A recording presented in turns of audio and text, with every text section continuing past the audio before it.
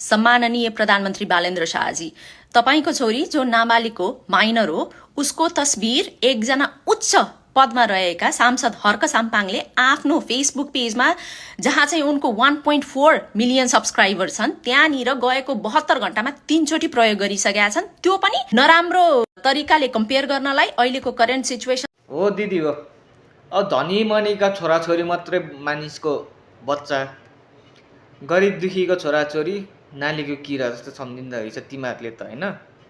ठिकै छ, हर कोहीलाई बाँध्ने अधिकार हुन्छ के, चाहे त्यो धनी होस् चाहे त्यो गरिब होस्।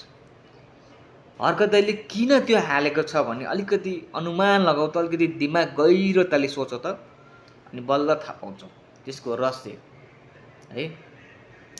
यो संसार छ नि, जति पनि यो देखेको संसार त्यो हाम्रो होइन, हामी चाहिँ यो संसारको हो। हामी त केवल एउटा पाहुना हो यो संसारको, बुझ्यौ नि? जति सुकै करोडौँ अरबौँ कमाए पनि लास्टमा मरिलए नि केही छैन के।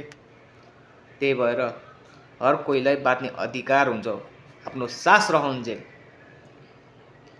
अलिकति दिमाग लगाएर सोच्नु पर्यो कि, त्यत्तिकै हच्चोइ भरमा बोल्नु हुँदैन। हेर्दा त पढे लेखेको छ होइन, तर सोच विचार भनेको चाहिँ खत्तम गुए जस्तो रहेछ तिमीहरूको त। हर्कत अहिले किन हालेको, कसरी हालेको, के कारणले हालेको भने त तिमीले त्यो कुरा बुझेन। त्यो फोटोको बारेमा होइन हर्कतलाई विरोध गर्यो त्यसै।